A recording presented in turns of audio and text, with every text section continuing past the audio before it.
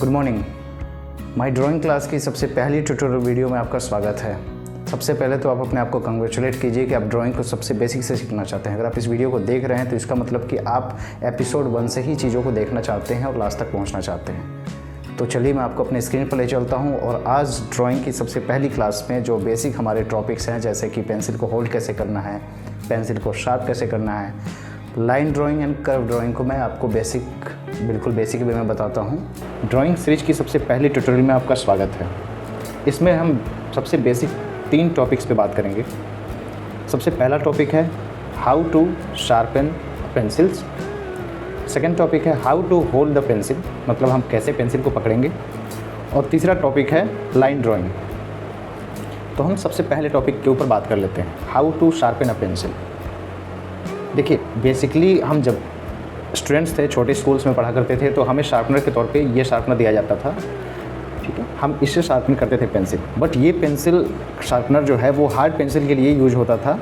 जैसे कि अगर मैं किसी हार्ड पेंसिल की बात करूँ तो ये स्टेडलर 2B पेंसिल जो एक हार्ड पेंसिल है, इसको शार्प करने से इसकी लीड ब्रेक नहीं होगी। लेकिन ऑन द अदर हैंड अगर हम किसी चारकोल पेंसिल की बात करें तो वो चारकोल पेंसिल का जो लीड होता है वो काफ़ी ज़्यादा सॉफ्ट होता है, उसके टूटने के चांसेस बहुत ज़्यादा हाई होते हैं। तो इसकी वजह से हमें शार्पनर के तौर पे कोई और टूल का यूज़ करना होगा। जैसे कि ये अभी बियानियो का सॉफ्ट ग्रेड का चारकोल पेंसिल है, जो कि बहुत ही ज़्यादा सॉफ्ट है। अगर हम एक नॉर्मल शार्पनर से अगर इसे हम शार्प करते हैं तो उसके ब्रेक होने के चांसेस बहुत ज़्यादा हैं। और ड्राइंग की पेंसिल्स काफ़ी ज़्यादा महंगी भी आती हैं, तो इसकी वजह से लॉस से बचने के लिए हमें शार्पन का दूसरा तरीका यूज करना होगा, जो कि हमारे पास है एक क्राफ्टिंग नाइफ़।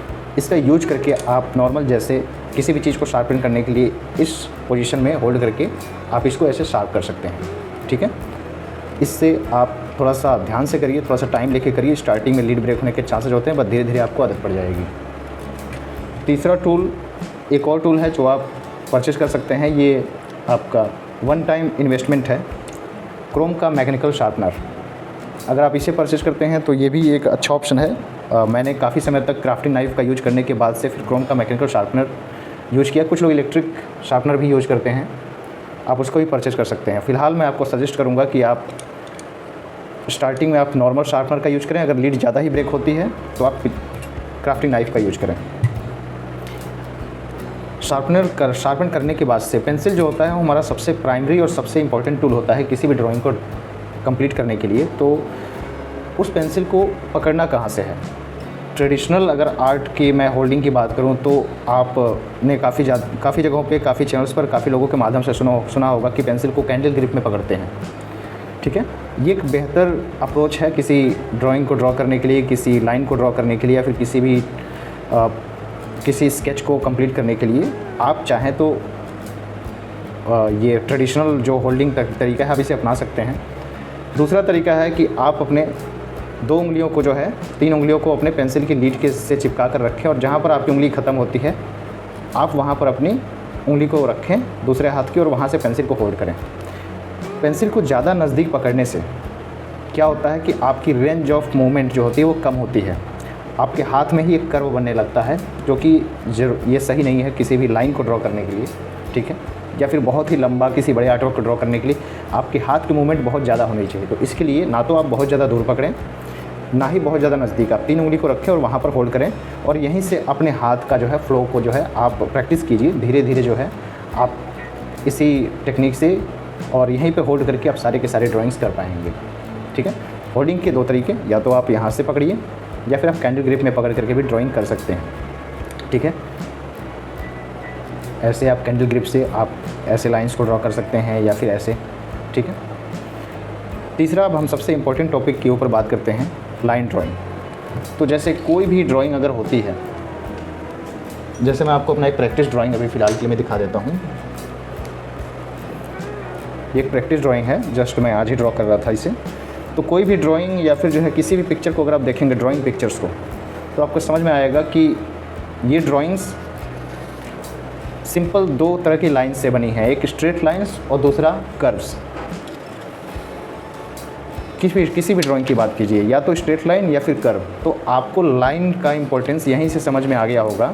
जैसे इस ड्राइंग की बात करें तो हम यहाँ पर एक स्ट्रेट लाइन होती है, स्ट्रेट लाइन से ये चीज़ें डिफ़ाइन हो रही है। दूसरी तरफ अगर मैं इस ड्राइंग की बात करूँ तो ये कर्व है एक, तो आपको बस सिर्फ इन 2 चीज़ों का ही प्रैक्टिस करना होगा। तो मैं सजेस्ट करूँगा आप सबसे पहले स्ट्रेट लाइन और बाद में कर्व पर जो है प्रैक्टिस करना स्टार्ट करें। आपको हर एक डायरेक्शन में प्रैक्टिस करना होगा।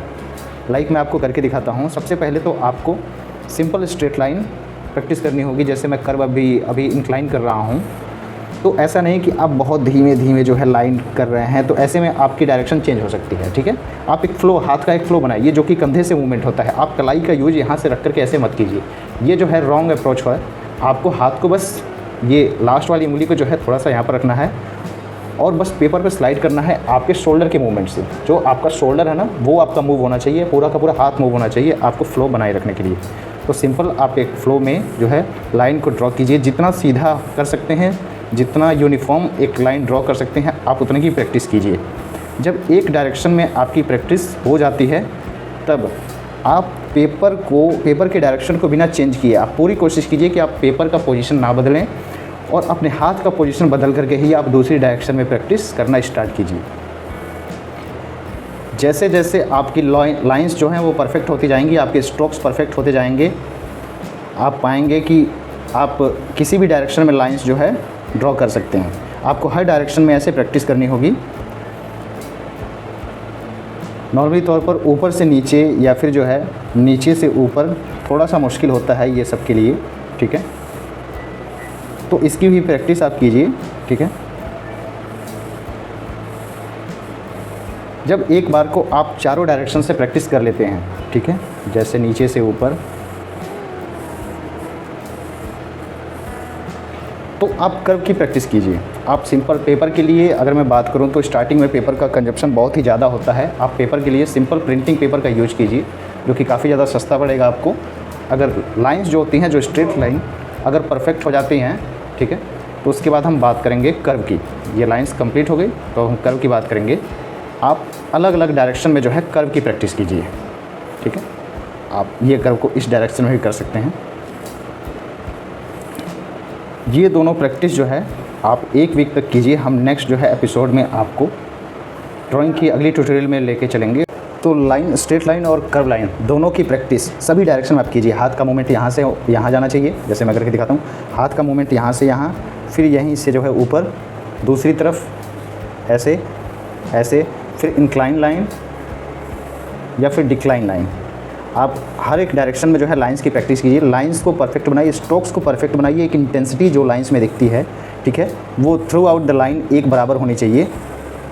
आप इसे प्रेशर कंट्रोल कह सकते हैं अपनी भाषा में, कि लाइंस पे जो आपका हाथ का दबाव है वो बिल्कुल ही बराबर होनी चाहिए। कर्व में भी सेम चीज़ें आप फॉलो कीजिए।